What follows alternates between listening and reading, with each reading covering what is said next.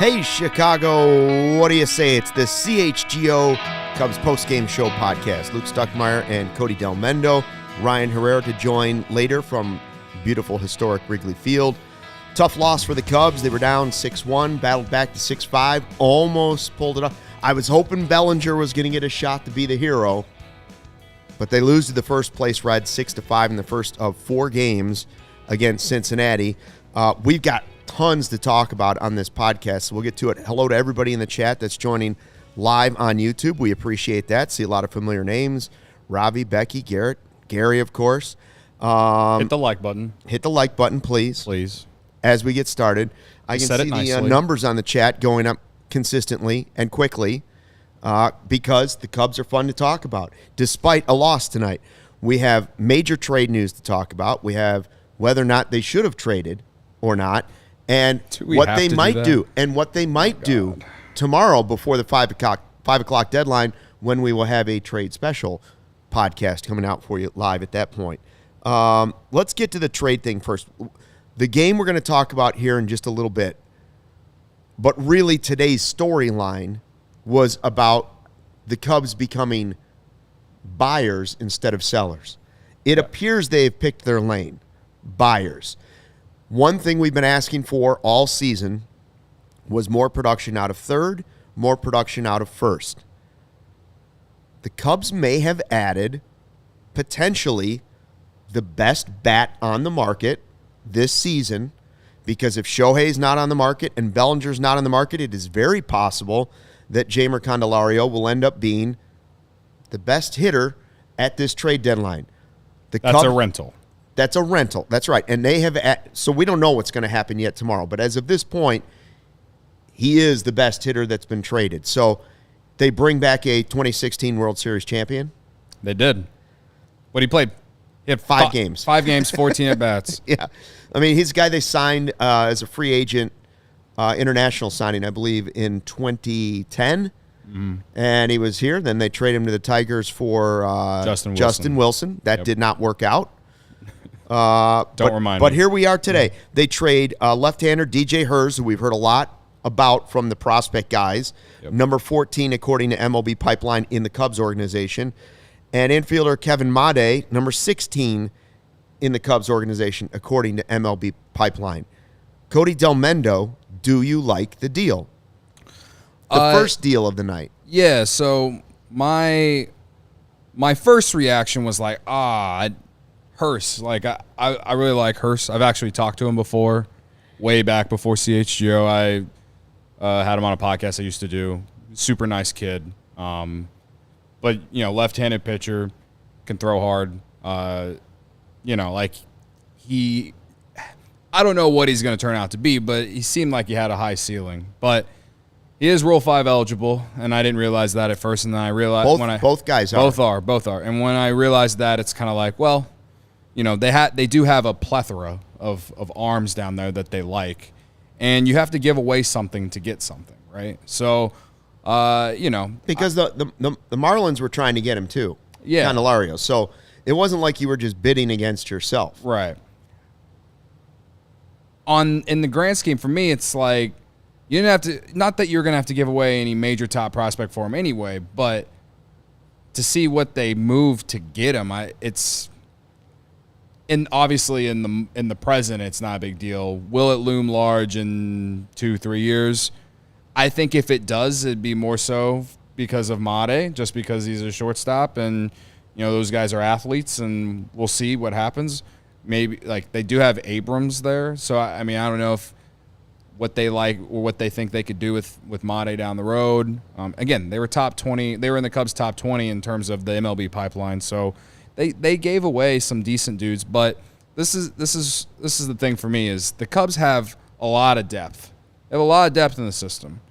And so they can afford to move a couple of these guys to get a guy right now for the moment, for the present, to make a run to make the playoffs. Because like Theo Epstein has said before, every season is sacred. And to me, like you're not giving away, you're not selling all in to or going all in to try and win the World Series. You're trying to build for the rest of this year, going and take some momentum into next year. Hopefully, show someone like an Ohtani that, hey, we're building something here. 2 reports now that say that the Cubs are going to be in the sweepstakes for Ohtani. So no matter what happens the rest of this year, if the Cubs are in it at the very end of the year and they maybe sneak in, or if they're just in it at the very end of the year but miss it just slightly, I think showing these potential free agents that they're on the rise is huge for free agency. Whether you want to agree with that or not, I don't care. That's just my opinion. So as far as this trade, I think it's fine. I do think Hurst is going to have a nice career, but again, he's Rule 5 eligible. Would they have what would they have had to do to, who would they have had to take off the 40-man to get him on there? I don't know. Like, it's one of those things. So, and they have a lot of guys that are like that. So we've heard heard great things about Hurst. Yeah, but the Rule 5 thing makes a difference. Right. Would you rather trade a pitcher that is close to the big leagues that you think has great potential but is not Rule 5? The deal is, if they don't add him to the 40-man at the end of the year, he becomes eligible to other teams to pluck away in the Rule 5 draft. Now, you may not lose both guys. You probably wouldn't lose both guys, but you might lose them for nothing, basically. Yeah. And so we were kind of like... You have to gamble something. Mm-hmm. I'm glad they didn't give... the deal I don't want to see the Cubs make is PCA or Alcantara. I don't want to see a rental for a top prospect that's under control. Right. These guys potentially weren't going to be under control, despite how good Hers looks and might make you regret later on. The Cubs add a guy that's a switch hitter. He's got 16 home runs, 13 from the left side. Another left-handed bat is what you're really looking at. He's better from the left side. So, and he can play both positions that you have weakness in. If Bellinger's not at first, now you could play. He hasn't played there this season for Washington, but he can play first base. He can play first or third. I believe he's an upgrade at third base defensively and offensively over Patrick Wisdom. I believe he's an upgrade over Nick Madrigal defensively and offensively.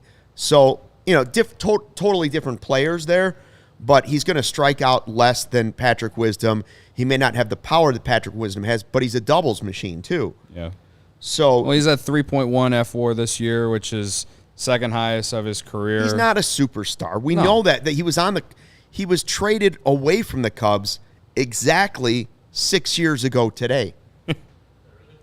To the date, July 31st, 6 years later, he's coming back to the Cubs. He's a more accomplished Major League player than he was when he made his Major League debut with the Cubs in 16. Yeah. So I like the move. The other thing about the two guys that were traded away, and we'll have to get Brian Smith or one of the prospect guys on here. Maybe we'll talk to him tomorrow, but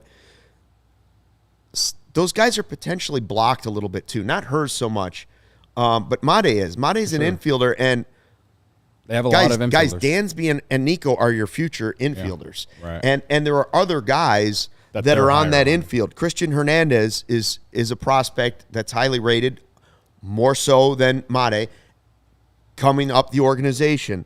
You just don't replace guys like that. Jackson Ferris is a draft pick that's higher, a left-handed pitcher than her. So, you can never guarantee that you're not giving away Tatis, right? That's just that's the way it is. But at the same time, I said that because Steven's here and he produces White Sox. But at the same time, guys are prospects. Okay? Brendan Davis doesn't look like the prospect he looked like 2 years ago. Probably not his fault, but that's just the reality of it. Yeah. So I like that the Cubs have decided they're in it to win it this year. You're telling potential free agents in the offseason, look, we could be a playoff team. We didn't just sell off. We believe in winning now, and this is the direction we're going, up. There's no more down tilts. Yeah. Doesn't mean Stroman couldn't get traded tomorrow still. But I think it's the way he's pitching, I think it's becoming less and less likely. Yeah. We'll get to that in the second segment. The second trade the Cubs made, Jose Cuas from the Royals, reliever, for Nelson Velazquez. Now, Velazquez is another guy who's been blocked, maybe by Cubs management, but that's who he's been blocked. He had the great grand slam that was the moment of the season until the Tauchman catch. And they get back a guy, Steven can tell us more about Cuas because he's seen him pitch against the Royals, but it looks like he's a sidearm guy, kind of funky stuff. So a different delivery than anybody they have. He's a low, like bottom quarter type delivery. Really funky reliever, right-handed pitcher. Kind of wild, but also he's got a good wild to his game. He strikes out a lot of batters. He also walks a lot of batters, so he's hit or miss. So you get, they don't have a whole lot of hit or miss guys. They don't have a lot of swing and miss guys, arms that way. So he's that. And they have control of him for a while. Again, so 3 years. This is a deal where Velazquez probably was not going to be on the Cubs roster next year, the Major League roster. And you get a guy that maybe you could turn into the next Scott Efros, right? Like, here's a guy with a little funky delivery. Maybe they obviously see something there, whether it's this season or even if they're Nick G says a new Steve Cishek. Yeah. Maybe I'd take that moving forward if you got it for Nelson Velazquez. It's not that I don't like Nelson Velazquez. I just don't think he was going to be an outfielder on this Cubs team next year. No, I didn't think he was a good outfielder. I think if he's anything at the Major League level, unless he improves his outfield defense, he's a DH. And I'm not sure he's going to be a good enough hitter to be the Cubs DH at the Major League level. Yeah. Not with the team we're hoping to have. Right. I mean, I was looking at Nelson Velazquez's numbers the other day because I was being a meatball, and I was like, why is this guy still not on our roster? And lo and behold, I was like, oh, they're not as good as like I thought they were. Because the only thing, this is what I do, is I see the Iowa Cubs or our friend Alex Cohen or whoever tweet, oh, this guy, he's had a good couple days. He's red hot this week, whatever. Then you look at the overall numbers and you're like, what is this? And like, in Iowa this year, he's only has a 95 weighted runs created plus.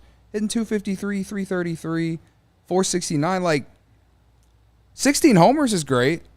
But, like, even in Iowa, he's not putting up crazy numbers.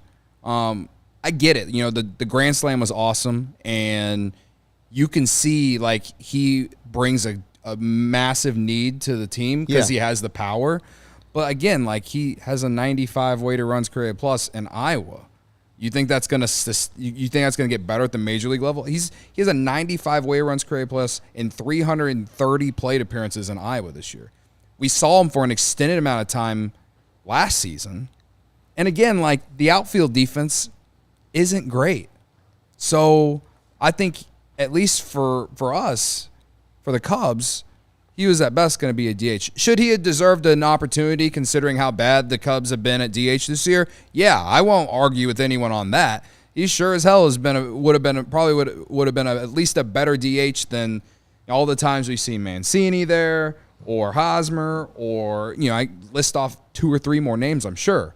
But given what they got him for, a guy with 3 years of control that, you know, I trust how they manage pitchers, especially ones that they bring in that no one's ever heard of. Remember when everyone hated Julian Merriweather for those first 2 weeks? Yes. And he's turned into a high-leverage reliever. We've talked about other guys as well. Mark Leiter Jr., like, they've really turned him into someone. I don't know if he's going to click right away, but I do think that, again, with 3 years of control, I kind of like what they got. I like that they got someone like that for Velazquez, especially whenever it's not like Velazquez is going to go on and be some superstar player. If he does, then, like, credit to him, and I'll put my hand up and say I was wrong, but, like, I just don't see that happening for Velazquez. So no, I agree, and I'm happy for him in that he's going to get an everyday opportunity most likely in Kansas City. So and if that, he's going to get a chance. If he goes to Kansas City and having the everyday at bats changes him, and puts him, like, makes him a better player. Turns him into Soler? Then, like, okay. At least the Cubs trade him for a guy that they'll have for 3 years. And if he's good, then it turns out it worked out for both teams. Sometimes it's okay if the trade works out for both teams. That's right. Everyone wants to fleece everyone, and that's awesome. And it's the Royals, really. I hope it does work out for both teams. I don't want him to become Babe Ruth over there, but, like, what do I care if he hits a couple home runs against the White Sox? That's okay with me. Even Jorge Soler wasn't even that great for the Royals. He had one great year. He had one great year in Kansas City, and then after that before that 40 home run season and after, it wasn't really that great. So, again, like, I'm not personally going to miss Nelson Velazquez on this roster or in this system. So if you couldn't find a roster spot for Nelson Velazquez this season on a team that's now 500, 53-53 after winning 10 out of 13 or whatever it is, then most likely he's not going to be on the roster of a team that you hope is winning 90 games a season. Yeah. Right? I mean, that's just realistic. I hope he develops into the player that the Royals can use, but I think the Cubs, on paper, both deals look pretty good to me. Hers is the player that worries me the most, but I'm also okay with it because he was a Rule 5 guy, and those are the types of players they're going to have to trade, which brings us to the Cubs have added Jeimer Candelario, and the Cubs have added Jose Cuas, a reliever and a guy that can play first and third, and a bat that will extend that lineup. A power left-handed bat. He's going to make that lineup better. There's no question about that. Now the question is, with a few hours left before the trade deadline, 5 o'clock tomorrow, when we're going to have the special right here at CHGO Cubs, what should or could be the next move for the Chicago Cubs? Are they done with Candelario and Cuas? Is that it? Are they finished, or are there more moves to come? I still think that they're going to get another reliever. And my hope for that is, I agree. I think they're still looking for another reliever to add to the mix if they can. If nothing else, building depth. If you're looking for another reliever, there's names that have been thrown out there. Hader is one of them. Okay? Bednar is another one of them. Two really good relievers, right? Yeah. Both are going to cost you an arm and a leg. I'm not into that. Don't get me wrong. Do I think Bednar would look great in a Cubs uniform? Yes, I do. But I'm okay with Adbert Alzolay as my closer for the rest of this season, and potentially him using that as a platform to be the closer again for the next great Cubs team. I'm okay with him closing a playoff game if they get in one. I'm okay with him pitching in big games down the stretch because we're going to find out what he's got. So far, I love everything I see about Adbert Alzolay as the Cubs closer. I don't want to give up PCA, Alcantara, or anybody that's a top 7 prospect for the Cubs. I don't want to see that. Yeah. I am okay with the Cubs being willing to trade Rule 5 guys that might be Rule 5 draft eligible after this season. If they're going to potentially lose these guys anyways because they're not willing to put them on the 40-man in the offseason, then I am okay with them adding a bullpen piece that might be enough to get them one extra win. People say that about Candelario. They're like, he's not that good. I've seen him before. How many wins is he going to change you? Well, he might change 2 or 3 games. Let's be realistic. Let's say he changes 2 or 3 games. If the Cubs are going to come back, now they're now 5 games out of first place, and they're in the final wild card thing too. If the Cubs are going to come back and make the postseason and earn a little playoff experience this year, how many games do you think they're going to do that by? Guys, it's going to be 1 or 2 games. Mm-hmm. So making these moves that maybe don't seem monumental could be monumental in the building of the next great Cubs team. Candelario is most likely a rental. Yeah. But he's a rental for trying to complete the process of showing the young guys on this team that you are serious about trying to move forward. Don't get me wrong, the next big move the Cubs better make is Shohei Ohtani or bringing back Cody Bellinger, or both, in my opinion. Yeah. That's what I really want to see. So is this move? How does this move compare to adding Shohei? It doesn't. It's not even in the same universe. Okay, right. So that big move can still happen for the Cubs, but baby steps along the way. And one of the baby steps would be is that they can get this team to the postseason. And we'll talk about this series coming up in a second, what this series could or would mean to this team. It's not off to a great start, but it's 1 game. So what do you think? Is there a name out there that you're looking for and say, man, I'd like to see that guy either traded from the Cubs or traded to the Cubs? Well, I know I'm not doing this just because they're on the other side of town, but Aaron Bummer has an extra year of control, and he's a left-handed reliever. He's one. Scott Barlow's another name. that's out there. I like the idea of Bummer better than Bednar or Hader. Is he as good as those two guys? No, but I think you're giving up less than you are for those two guys. Yeah, I'll say this about Bummer. His numbers look really bad, but if you look at his FIP, his fielding independent pitching, it's actually really good. It's barely over 2. So that could be part of the product of the White Sox horrendous defense. Yeah. And just some bad luck on ground balls, which he is a big-time ground ball pitcher. Right. And, again, I think the Cubs – the reason I said reliever earlier is because I just think they desperately need a left-handed reliever because Brandon Hughes has not been that guy this year. And no, that's been – if you do 5 disappointments of the season, his injury has been one of them. Right. So it's Anthony Kay, and that's it in the Cubs bullpen. Agreed. They need a left-handed reliever. If they're going to get someone before the deadline tomorrow, that Bummer is one that I would like to see. Now, trading with the White Sox again, it's just going to bring back like old bad feelings, but I don't think even though he has an extra year of control, I don't think you're going to have to give up No, he's going to come very cheap. Yeah. I just don't. So you could trade him one of your Rule 5 draft eligible prospects. Yeah. A mid-level prospect, and you give him Madrigal back. No, I'm kidding. Madrigal. Hey, give him the credit. He's played good third base. Yes. He's. What about an Efros type deal coming, where you don't see it happening, and there's a pitcher or somebody that they have under control, and you don't think it's happening? Now, I know that was part of more of a rebuild thing, but I still see that type of trade being something that the Cubs could do in a season where, yes, they are trying to win the division, but they're not giving away Pete Crow Armstrong. Yeah. I guess a player out of that, maybe. And I really doubt it, but every team needs power, man. And with Candelario coming, I don't know where Patrick Wisdom's going to get the at-bats, especially if you want Morel to play DH every day. I just don't know. I don't know where Wisdom's going to get the at-bats, and it's weird because he leads the team in homers. When's the last time a Cubs team traded away the guy with the most homers on the team? But I just don't know where he's going to play.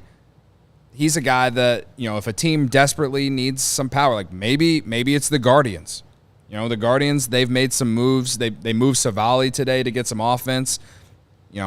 Maybe they trade with Carter Hawkins having that connection. Maybe there's a pitcher that the Cubs like in their system or whatever, and they move Wisdom for whoever. And I'm not even going to expect the prospect to be highly touted or anything because Wisdom's in his 30s. We know what he is. He's boomer bust. He's strikes out way too much, but when he hits the ball, he hits it hard and he hits it far, right? Yeah. He's the only one that I could think that maybe is something like that coming, and I just don't think they'll get a prospect of like Hayden Wisniewski was, but I just don't see how they'll be able to play him except against left-handed pitching in the DH spot. But again, though, like they want to play Morel every day, right? So they'll have plenty of depth. They will have plenty of depth on the bench. It's just going to be interesting to see how David Ross picks and chooses how to play guys. Or maybe Wisdom plays a little bit more first base. I don't know. I don't think he's going to – if he's still on the team by tomorrow night, I don't think he's playing third base. And you won't see Morel playing third base either. No, I think now your third baseman – this is just my guess.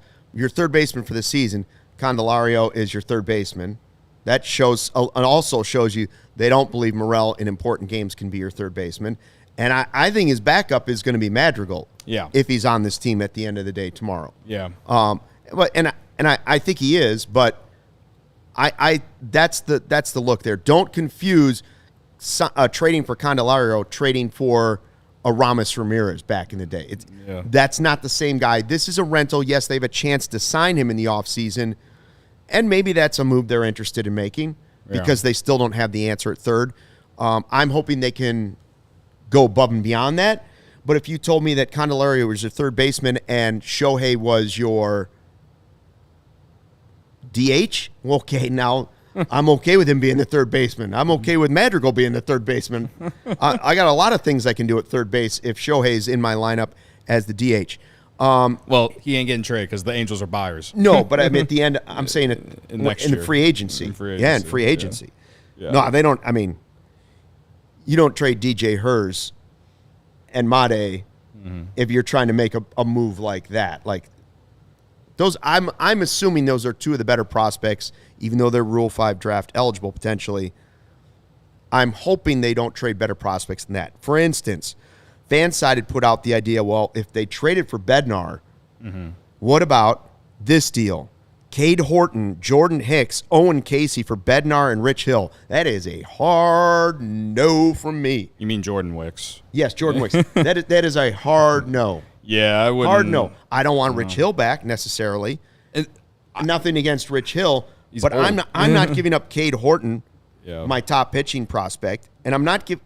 I heard Keith Law mention Owen Casey too. I'm not ready to give up on Owen Casey. A left-handed bat with tons of power. He's not a polished, perfect player, but he's young. Yeah, and he's only gotten better in Double-A as the season has gone on too. And has been reported as having the most power in the entire organization. I think he was just Player of the Week too. He was Southern League or whatever. He was. Yeah. On top of it, you'd be trading all three of those guys to a team in the division. Yeah, so you will see them down the road. Now Bednar also would be in the division against the Pirates, but it's for a reliever, and a reliever is way too of a fickle thing in baseball for me to give away. Like, not that prospects aren't fickle, but I don't want to give away three of my best prospects for a guy that has been a consistently good closer. But I'm not going there. I'm happy with ALLCITY. There are other guys coming up in the system that potentially could fill that role too if need be.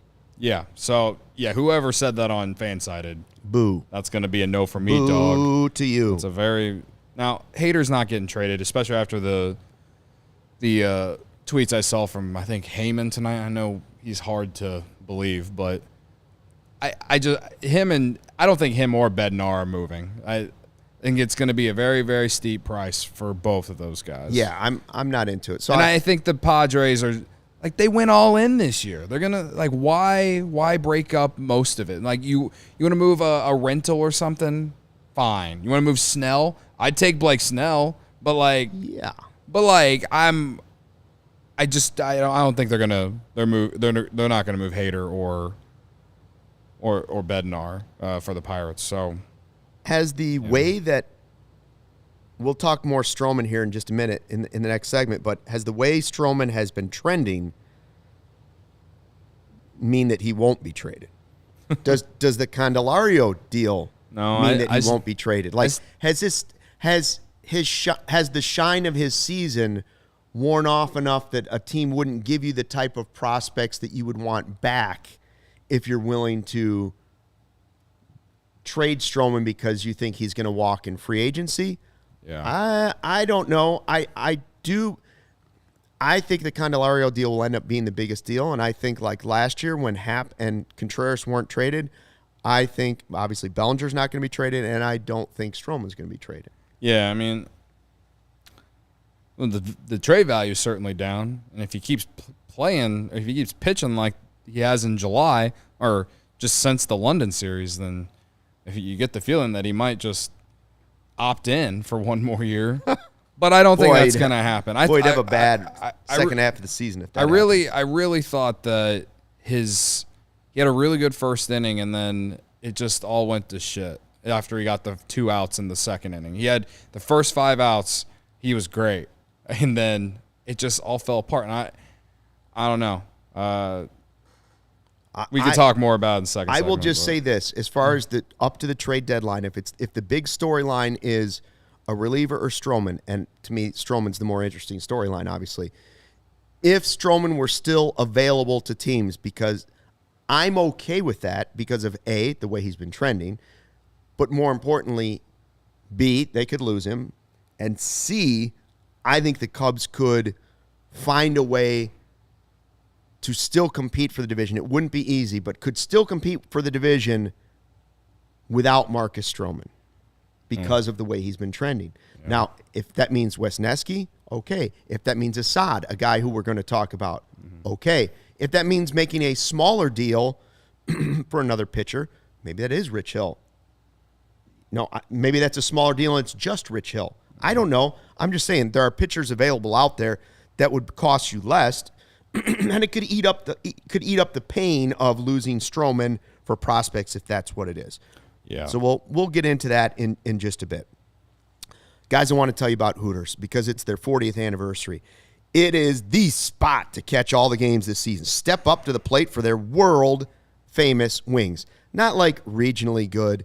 We're talking world-famous wings. Delicious seafood, stacked sandwiches, salads, and more. Tons of great beer specials and $6 drinks all day, every day.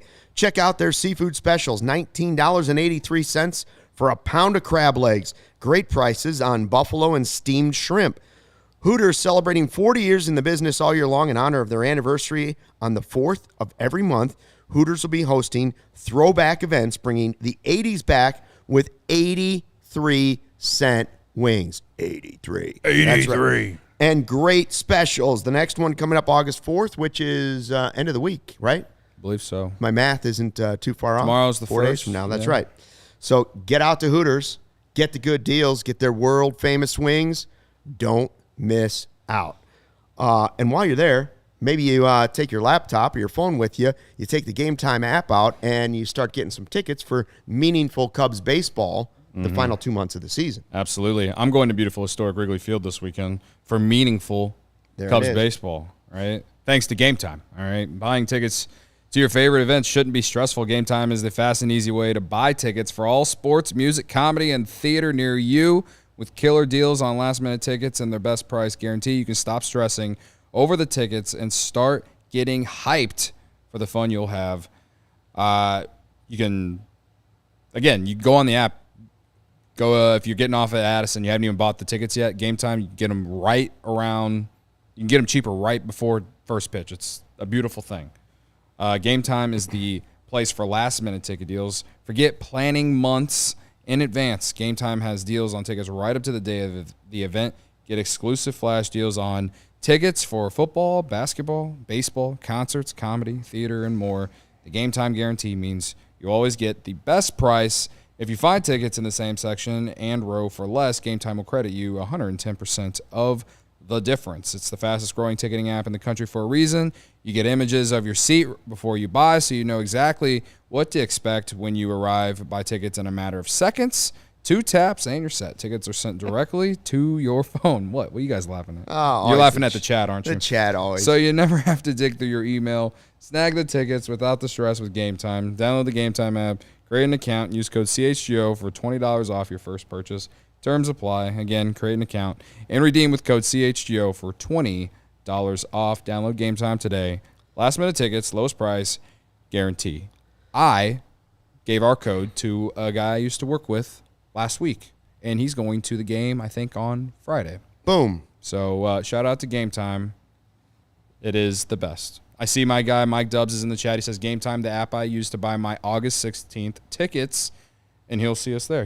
Great. He told me he's going to come to the takeover, or he's going to come to the bar for the takeover. Now, Mike Dubs, are you going to be running with the flag like you do after every game?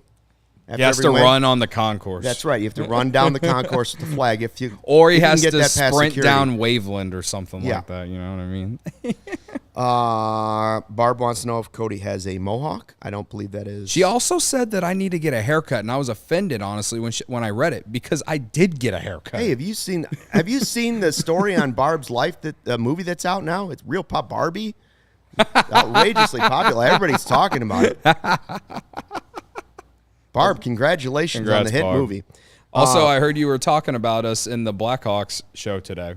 Barb's everywhere. Someone tweeted at me and Luke about how Barb was asking where the heck we were on the Blackhawks show. Anyway. Okay, so the Cubs lose 6-5, the first of 4 games with the first-place Reds. Before the game, they make their deal to get Jeimer Candelario for 2 prospects that will be potentially Rule 5 draft eligible at the end of the season. Then they get Cuas, a reliever from the Royals, for Nelson Velazquez. So they've made 2 deals. The question is, are you happy that the Cubs are going? I see the chat going back and forth. Mm-hmm. The people get upset after 1 loss. Oh, yeah. Okay? The winning streak is over. Now another loss. And so the question is this. Do the Cubs need to win the next 3? Just 2? At least 1?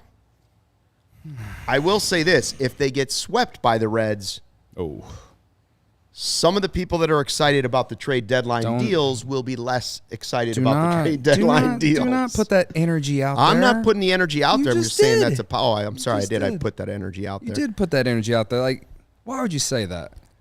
Okay. Anyway, for me, okay. Let me say this, all right? The last, month, we have all been writing every game like the season is over if they lose. Right. Now that we know that they're not destroying the roster, they have 2 months to do something, right? They have a handful of games against the Reds and the Brewers. Yes, they need to win these next 3 games. I think obviously best case scenario is they win the next 3. I don't think it would be catastrophic, though, if they split. I would be okay with the split.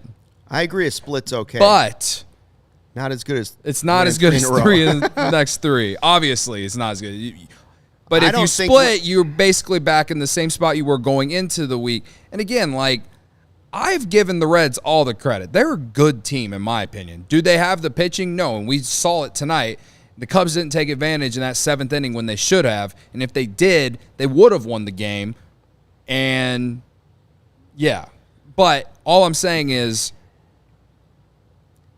I'm trying to talk everyone in the chat down just a little bit. I'm not saying you can't be upset. I'm not telling you how to fan, but they have 2 months, and they have the easiest schedule in baseball the rest of the way.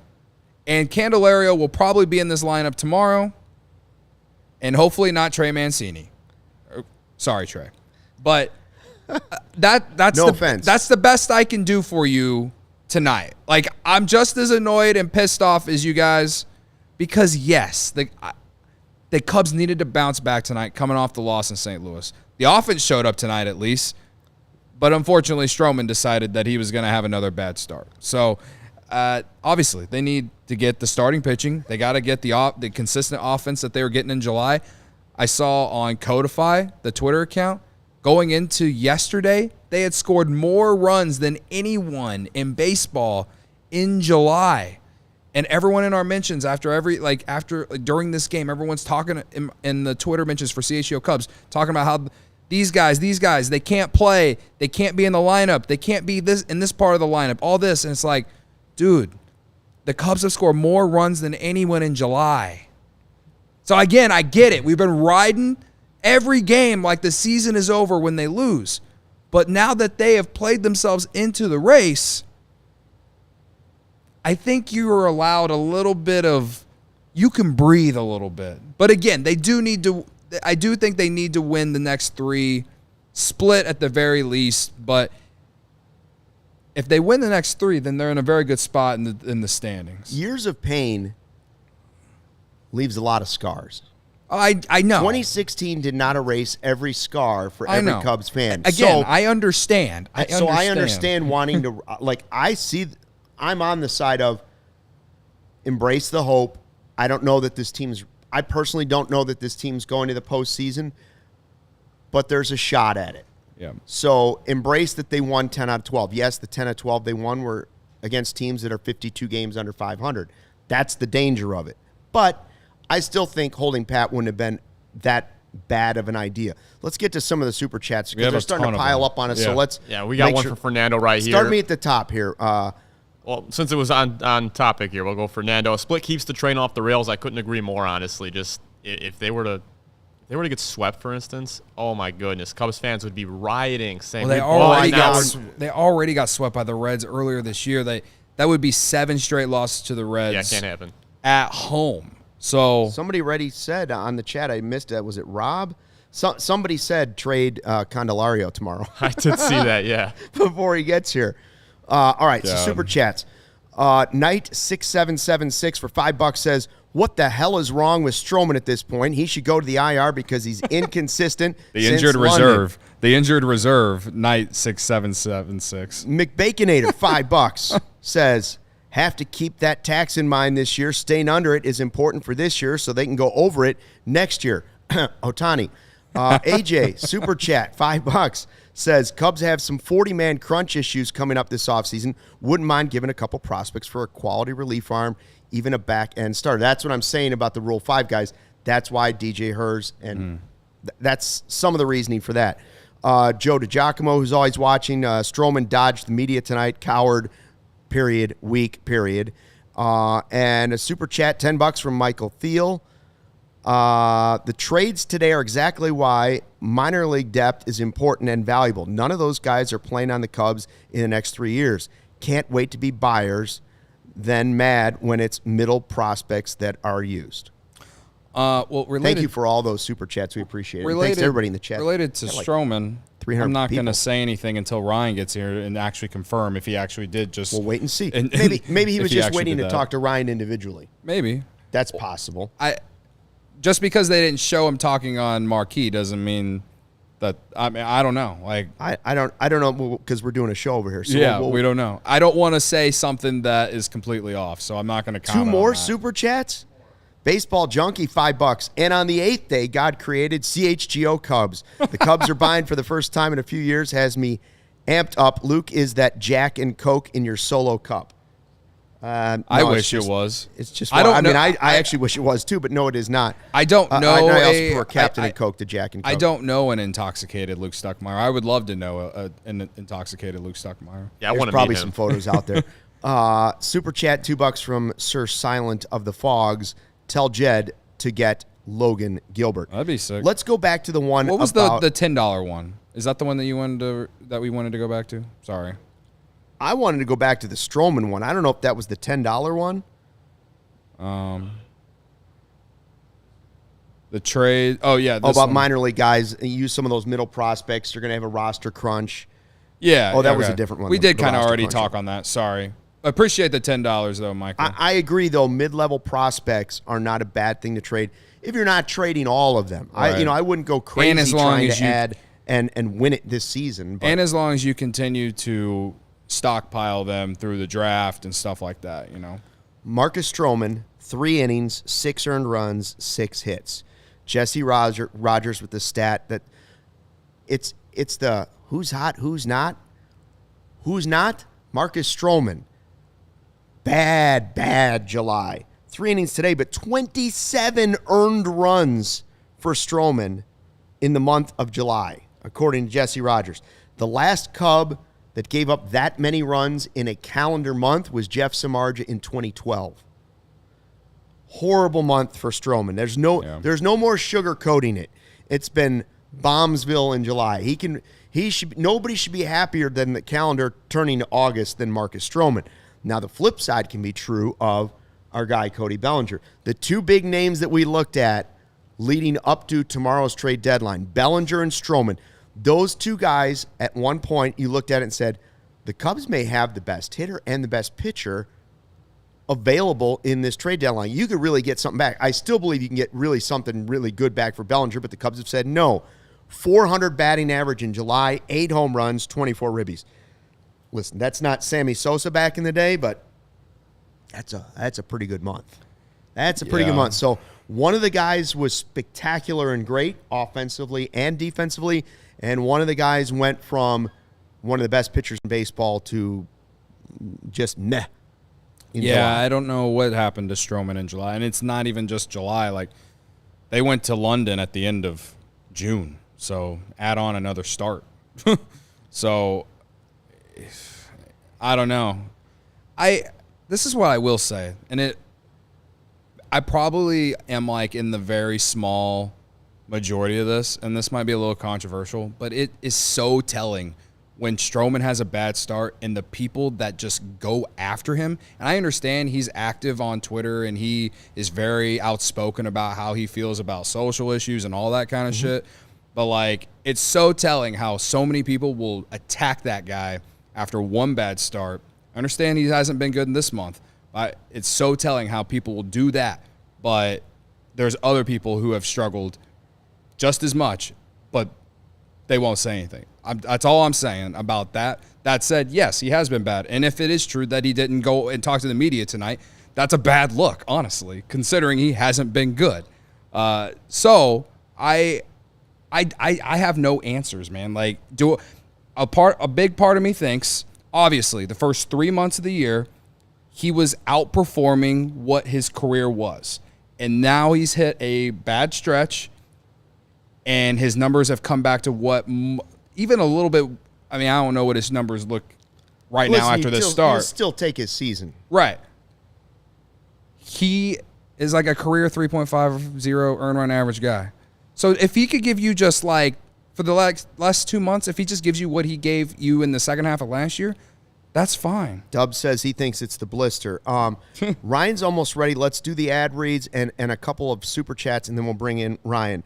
Sunnyside, your home for judgment-free cannabis shopping, a place where all kinds of visitors are welcome to explore, discover, and purchase a wide array of high-quality products. Sunnyside has everything you need to elevate your summer.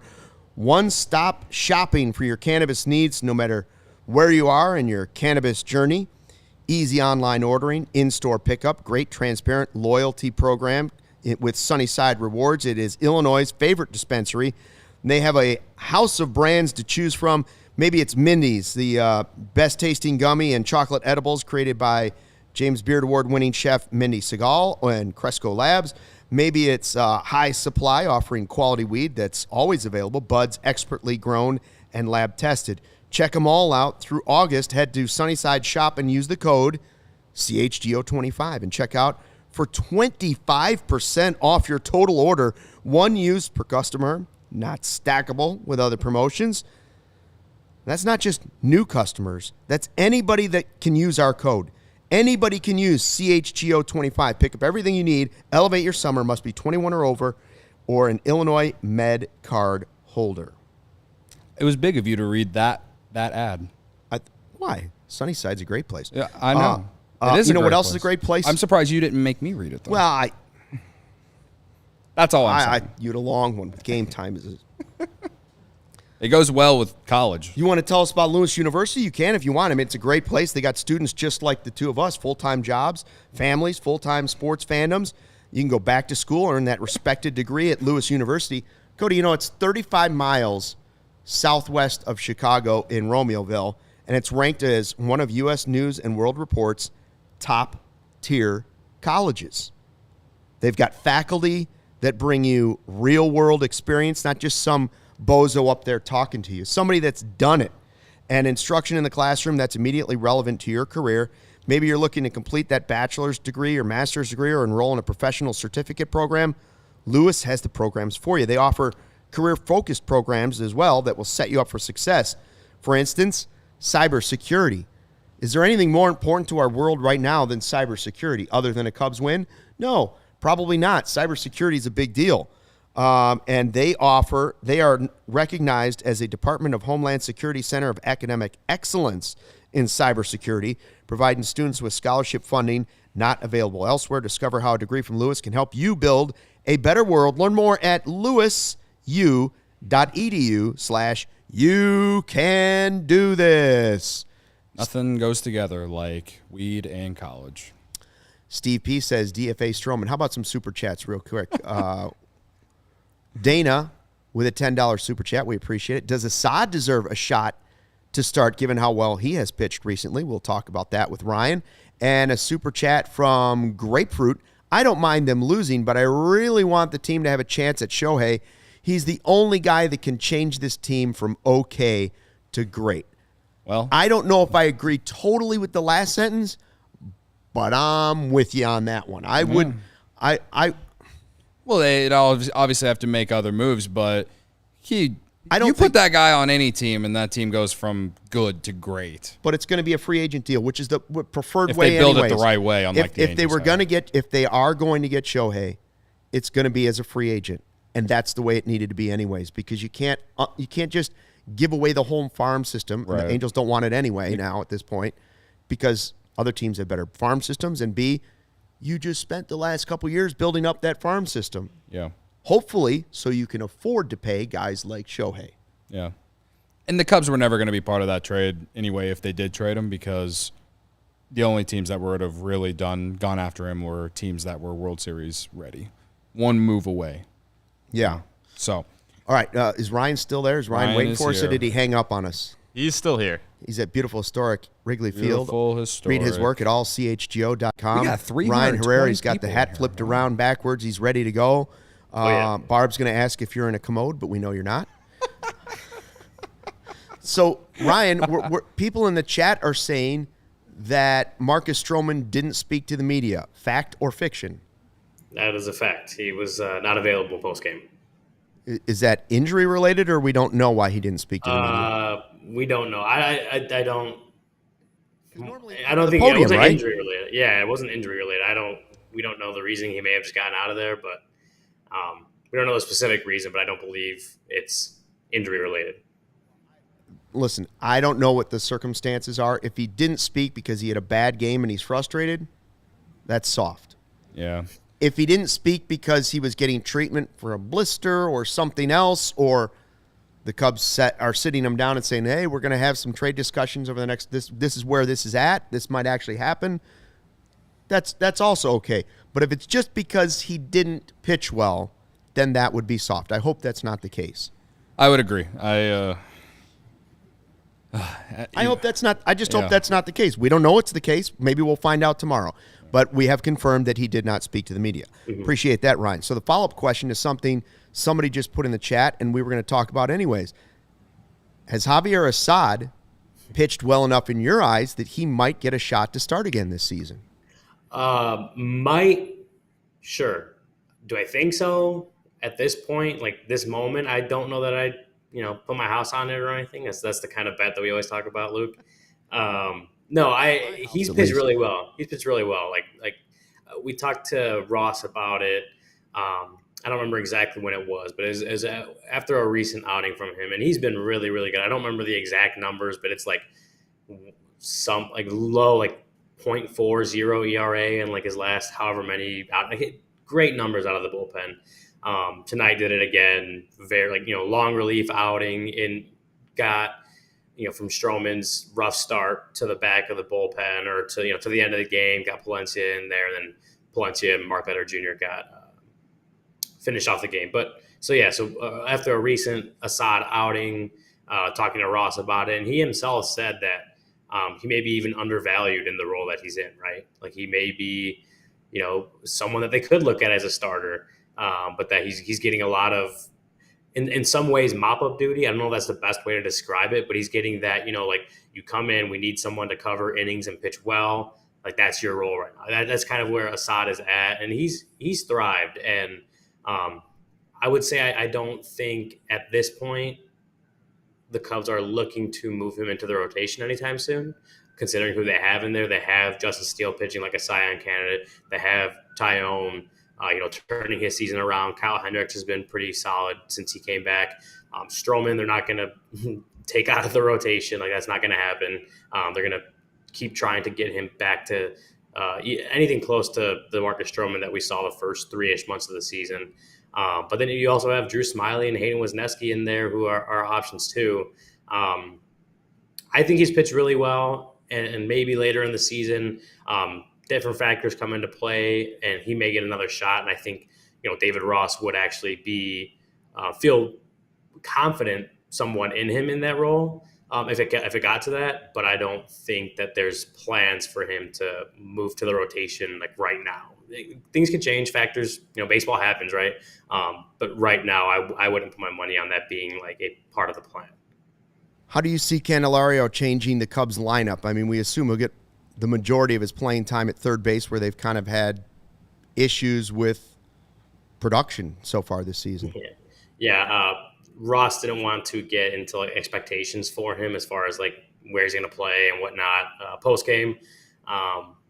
But I think everyone knows like Jeimer Candelario was one of the better bats available on the trade market.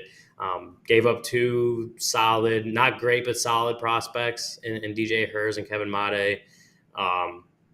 I think one of the main things he's going to provide is just slug, right? Just consistent slug. I don't remember the number off the top of my head, but I wrote earlier. I think it was like a 223 isolated power this season, which is basically just a Fangraphs measuring of how pretty much how often guys hit extra base hits. which is pretty good. 223 would be a pretty good isolated power. So, the Cubs in that category as a whole were like 20th in Major League Baseball coming into today. So just there, you're inserting a guy with pop that they just don't have.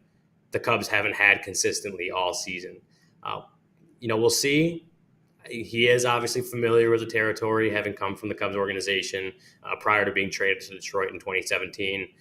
So it's not like a whole new world for him. But yeah, it's going to be interesting to see how David Ross kind of, as far as the lineup goes, where they kind of slot him in there. But I do think we will likely see a lot of him playing third base just because that's where he's been slotted in for the majority of his major league careers at third base. I think they're going to have to play around with, Nick Madrigal's playing time, figure out what to do with Patrick Wisdom, and obviously Trey Mancini is figured into that mix, what they can do with the DH spot. So that's going to be interesting to see where they plug him in, but I would probably put my money on him getting a lot of time over there at third base. Saw that Pete Crow Armstrong, the Cubs' top prospect, is going to be promoted to AAA. Do you think a couple of weeks at AAA would be enough for him if he played great there to be promoted to the major leagues for the final? No, you're shaking your head no already? No. That's it. Just he's done now. AAA, that's where he's going to be. I think that would be a big surprise if he were. Honestly, I think it'd be a surprise if he were promoted to the major leagues at any point this year, knowing the direction the Cubs are taking now, knowing they're trying to make this playoff push. Had they sold all their pieces, leading up to the trade deadline tomorrow, if that's the path they took, maybe there's a shot. But I think the way they're going right now, they have Mike Tauchman playing well. Cody Bellinger's obviously still their center fielder right now. They're not trading him. I just, would think it would be, they'd obviously have to mess around with the lineup just to get him playing time. But I do still think they're at the point where the big league team wants to win right now. They don't want to stifle or hurt Pete Crow Armstrong's development, and they obviously want him to be playing every day. I would be surprised myself to see him up at the major leagues at any point over this last 2 months. I don't know. We said that in, 19 with Nico Horner, right? Probably would have said the same thing. His emergency call-up. So again, I'll leave that open that things happen in baseball and you can never say never, but I would probably be more surprised if we saw Pete Crow Armstrong in Chicago this year. How big is this game? We were talking earlier in the podcast about, what number do they need to win against the Reds to make this a manageable thing moving forward? Obviously, getting swept by the Reds would be a nightmare scenario if right after you decide to be buyers. How important of a start is this for Justin Steele? I mean, you got the right guy on the mound tomorrow, that's for sure. Yeah, this may be one of his more important starts of the season and maybe even of his career, considering the stakes. I don't think the Cubs need to go out and win the next 3. I think a split obviously still makes it more manageable. You don't want to lose the series coming off this whole, this 8-game winning streak, this decision to buy at the trade deadline. The Cubs probably can't afford to get swept by the Reds at home. Definitely want to split, but for Steele, it's a pretty big game for him, right? You got the first place team in town. Just, trade deadline day, you're buying for the first time in his major league career at the deadline. I think we've kind of, as we talked about last week, that Justin Steele's kind of become that dependable win day starter, so to speak. But it's going to be a big test for him against a team that has probably surprised a bunch of people based on how well they've played for the majority of this season. I'm obviously intrigued to see what Justin Steele can do on the mound tomorrow. But if you want to give the Cubs any more, if the Cubs are going to have any more kind of margin for error the rest of the series, Steele needs to have a good day tomorrow. Yeah. You want to get to who you got? Yeah, whatever. You want to get to it? Let's do it. I don't even know who everybody picked tonight, to be honest with you. So to make it even worse, I don't have a graphic. Wow. Maybe it didn't happen. Then I'm going to say it didn't happen. I had Bellinger. Somebody had Nico. Somebody had Dansby. Dansby had a homer. That was Brendan, I believe. I think Ryan had Nico. Here, I found it. I did. Brendan took Dansby. Luke took Bellinger. Okay, Corey I didn't took win. Morel. And Ryan took Nico, and I took Seiya. Seiya didn't win. Yeah. So he had a sack fly. That was all he had. It's gonna be Dansby or Nico, right? It's Yeah. it's probably I'd say Dansby since he had the homer. The homer. And he Nico had had two a couple of doubles and he and a also walk. had Dansby had a couple of really sweet plays at short again, right? Where you're just like, wow, this guy can play shortstop. I start to watch, the more I watch him, and I know he doesn't have the power the other guys do, I believe the Cubs got the right shortstop at the right price. He may not be the superstar signing of that group, but he may be the safest one at that price because they know they were getting that glove and a really good player. So I like what I see there. I have a question for you. It's not a question, it's a statement. I'm taking Candelario tomorrow. Okay. Hope he's in the lineup. I hope he makes it here in time. I hope he makes it on time. Otherwise, I've lost already.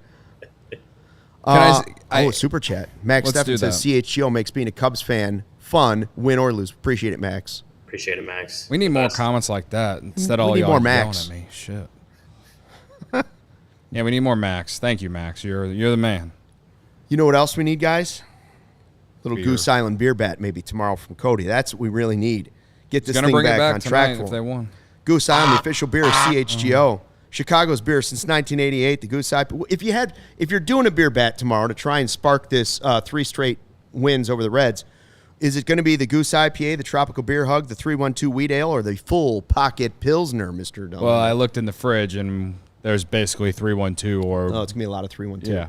yeah. All right. That's basically it. Grab Ultra Fresh Brewery exclusive beers at Goose Island's original brew house on Clybourne Avenue in Lincoln Park from their tap room on Fulton Street in Westtown. Goose Island Beer Company, Chicago's beer. Ryan, we have this special at 5 o'clock tomorrow. You're going to be busy. I don't know how much of it you're going to be, or if any, if you're going to be able to join us for it. Do you think the Cubs will make A, another move, and B, do you think the Cubs will make a move bigger than the Candelario trade? One way or the other, trading away somebody or adding somebody. I do think they'll make another move, but I would not think. I don't think it's going to be bigger than the Candelario move. Like the Candelario move is very much a win now type of move. It's not like a long term trade type thing. One of the best. It probably became the best bet on the market with Bellinger and Ohtani both getting taken off. The team's not trading him, so he's a pretty big trade piece. Even though he was, $5 million, 1 year, $5 million contract, pretty solid trade piece. I doubt that they do anything bigger than that, but I think they'll still do at least one more. Maybe some reliever, some bullpen help, something like that. Yeah, to me, the only way they make a trade bigger than the Candelario deal is if they trade Stroman. But then in my opinion, if they traded Stroman, then they would have to add another pitcher from somewhere else to potentially fill that void. So we'll see. All right, keep your ears to the ground, Ryan. Let us know anytime you hear anything. We'll be tweeting it out from Ryan's account, from the CHGO Cubs account. Wait, is Cody bringing the beer bat back? Is that what I'm hearing? I was going to tonight if they won. He thought about it. Instead, he just went with no pants. So I feel like it's okay to bring it back now because they've lost 2 straight. So you can't blame me if things go bad. Now you'd be again. snapping a losing streak is what you'd be doing. Okay. Yeah. That's right. I'm glad to see it back. What do you think it'd be at tomorrow? Like at least double digits, right? Like. Yeah, I'd put the get over-under at 13 seconds. Oh, yeah, because of some time off, some regression, a little bit of regression there. Rusty, as they would say in baseball. It's a little rusty. Yeah. Let's go with that. I'm rusty at chugging beers out of a bat. I'm not rusty at drinking. I was on Matt Peck's rooftop this weekend. It was a good time. Yeah. Peck's got a sweet rooftop? His friends do, yes. Shout out to them. Before we get out of here, can I just say something about Seiya? Yes. Because I'm bothered about Seiya, man. Like, they put Seiya in the 2-hole again tonight. And listen, I know throughout his major league career, in the year and a half, he's been better against lefties. But this year, he is hitting 278, 343, 412, 107 weighted runs created against lefties. That's how bad it is. That's how bad of the season he is having. Like, I think we've seen enough to where we can sit here and fully say that he has been the biggest disappointment on this team this year. We said it on the couch. I'm saying it now because the chat keeps talking about it, and they probably want us to talk about it. So I just want to, like, I think they need to move him down into the somewhere between the 5 and 7 hole, and they did that for a few of those games when the winning streak was happening. But because they went against a lefty the last 2 days, David Ross has put him up higher. And like I get it at the end of the day, where you're putting guys in the lineup doesn't necessarily mean too much, but it's not the season he envisioned for sure. He's just not having a good year, man. He just isn't. He's been the biggest disappointment on this team, even a bigger disappointment than Tyone, because he had higher expectations. I had higher expectations. I thought this guy was going to lead this team in homers this year. He's got 8. I don't know, man. And because of it, if it keeps going, it's going to lead me to thinking, do they put Tauchman in right field and put and or something like that? Like, and I don't think they're going to do that because of, 1, the money he's making, and 2, because he is a good defensive right fielder.